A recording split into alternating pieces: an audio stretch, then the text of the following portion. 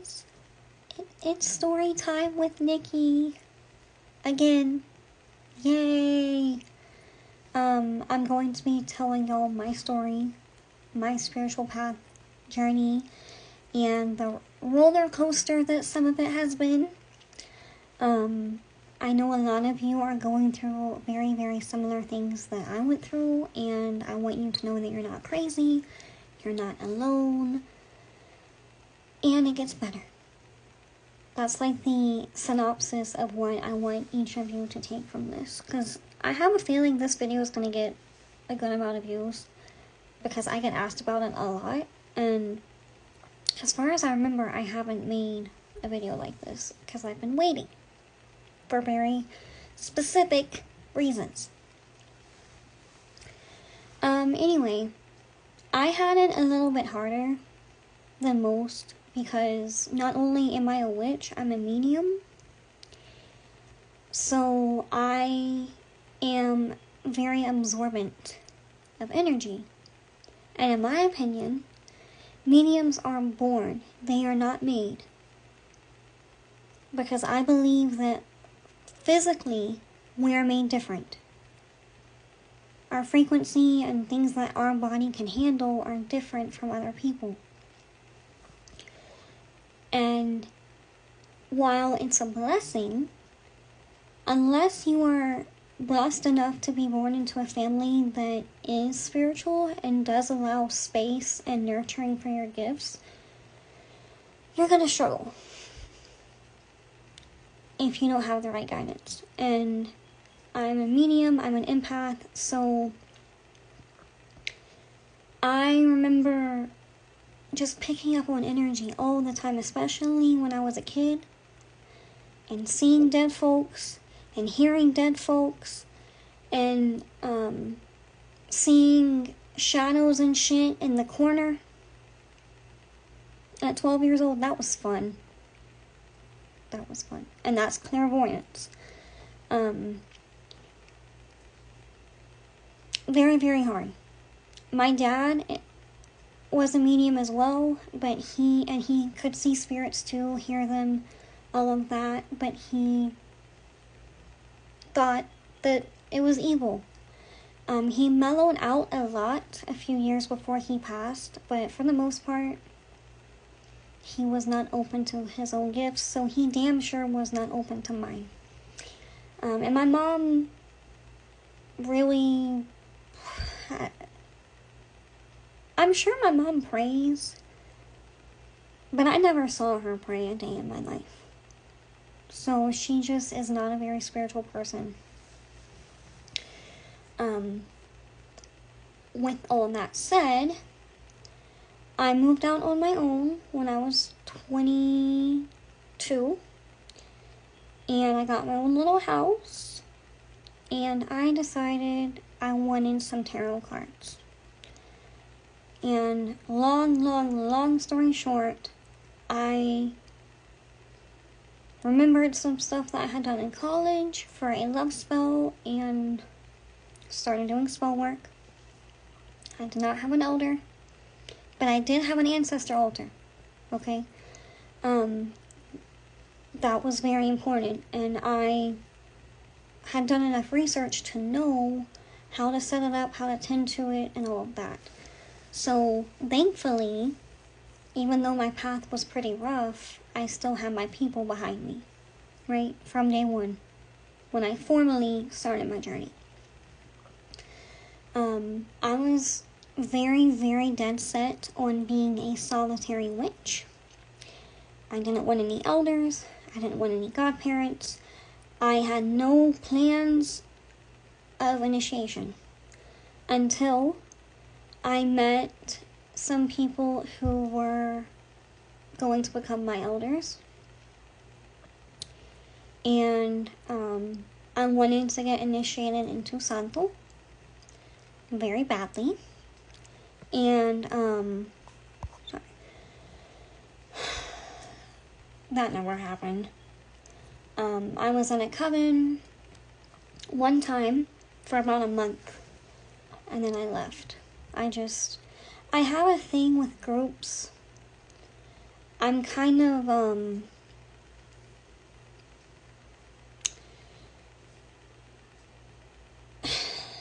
I like being comfortable.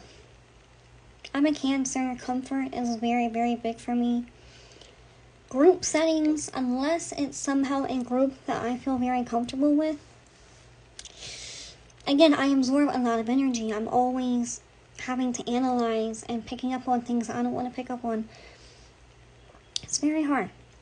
So anyway, I leave the coven. A few months later, I realized that I needed a cleansing, so I go to a botanica. I end up getting into contact with someone. He gave me a limpieza, and I ended up getting my first Palo ceremony in Tuimonanzo. I had no plans of becoming a priestess whatsoever. I wanted to get crowned, and I was on the path to get crowned. Then I realized that Santo was not my path. So, I kind of stuck with Palo. But I became a yaya. I was not even asked if I wanted to become a yaya. And I'm not sure if that's a thing. I might need to ask my godparents about that. Like, if someone is supposed to get scratched, and I'm not an elder, so it's perfectly okay and acceptable for me to have these concerns and questions and not know these things, okay? What happens if someone is supposed to get scratched and it says in the divination or from the Nganga that they need to go straight to Yaya or Tata, not Ngeyo, not Ngeya, and the person doesn't want that title and that responsibility? I don't know. Would I go back and change it? Probably not. But it was a jump. I will say that. The only foundation I had for my being a priestess when I first became one was my own gifts. Because I was never an Ngeya. And yes, I'm talking about Palo a little bit, but I'm not gonna get into it a lot, just because my channel is just about general spirituality. As much as I love Palo,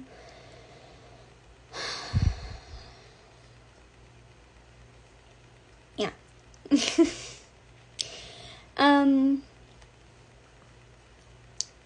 It was a big jump. And I stayed in that Monanzo for a while, and I was not happy there. That's just the truth. I was not being treated very well. I was the only person like me in that Monanzo.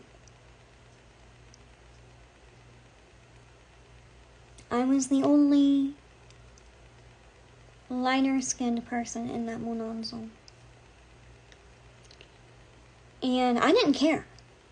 I love everybody. I don't care. Like, it was never an issue to me. But it was to them. And I was always made fun of, like, oh, I can't, them saying to my padrino, like, I can't believe you let a white girl in here.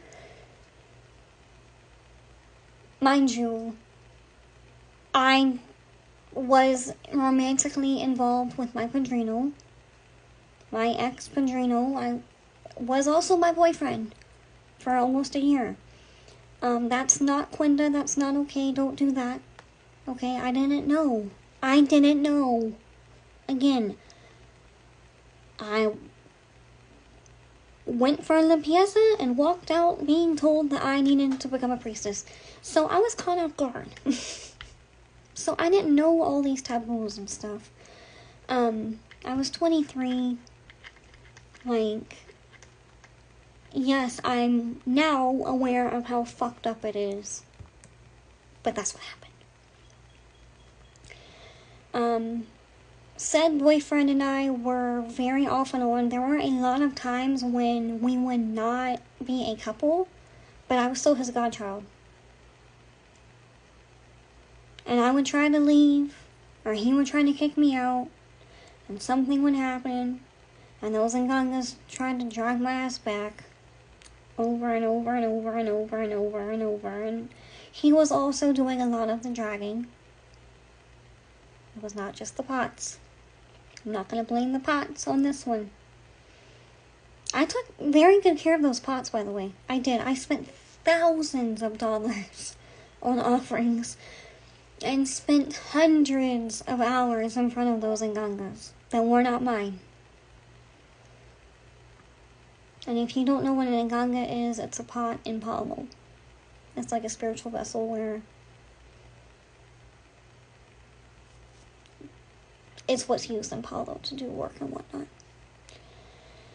So, then I meet my now godmother in September of 2021. And we start talking, and I start learning other things about Palo. And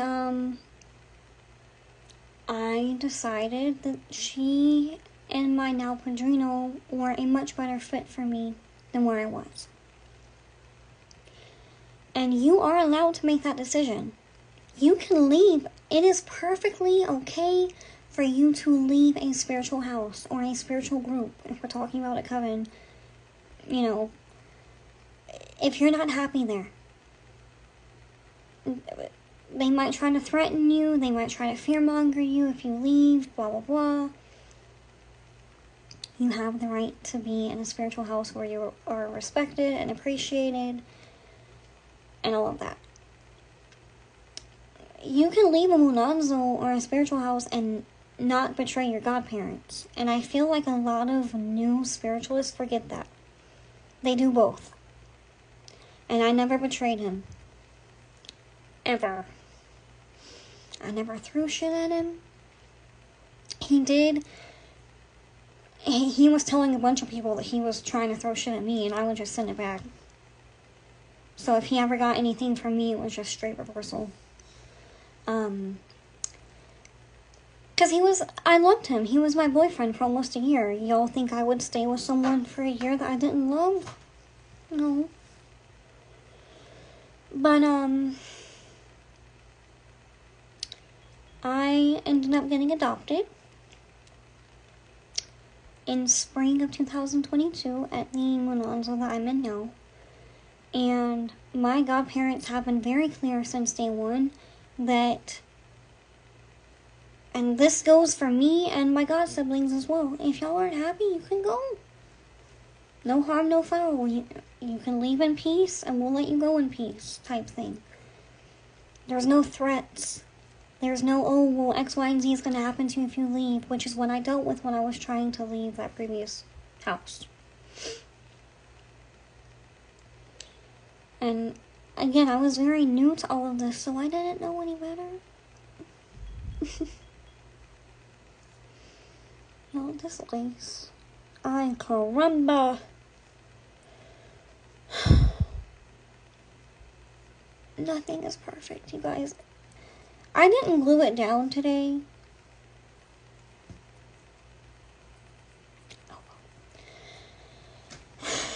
Yeah, I got adopted. Obviously, I'm still a yaya. I've been a yaya for almost 4 years, which is crazy. That's almost half a decade. Most of my 20s.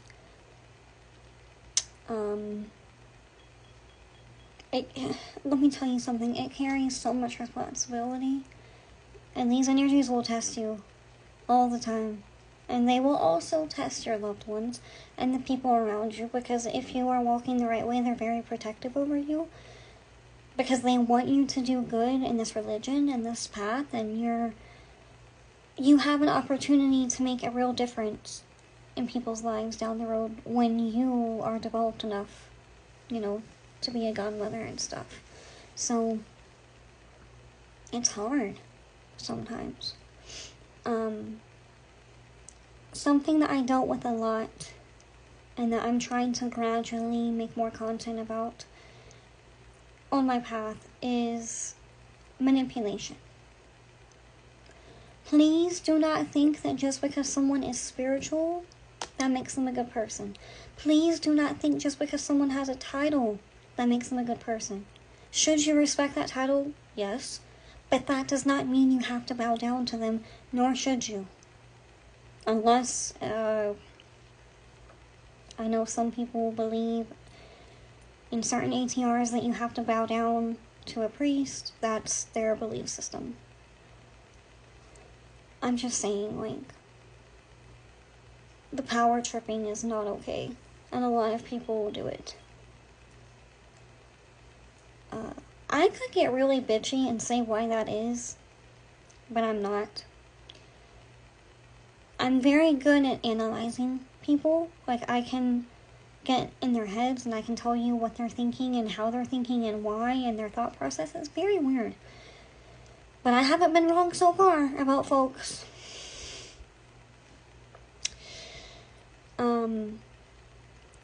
You, especially if you're neurodivergent, you have to be so careful about discernment.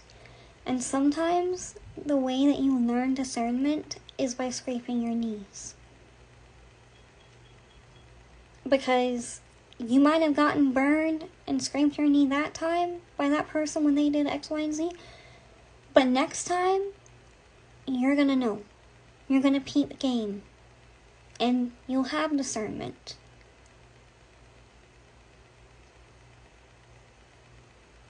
And it's... Yo, I have cried. I've been batshit crazy.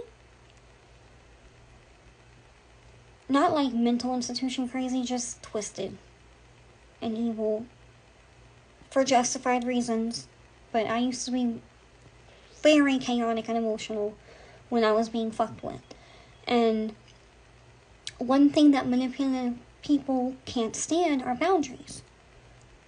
Because I come off as a very sweet, cuddly, kumbaya, peaceful person.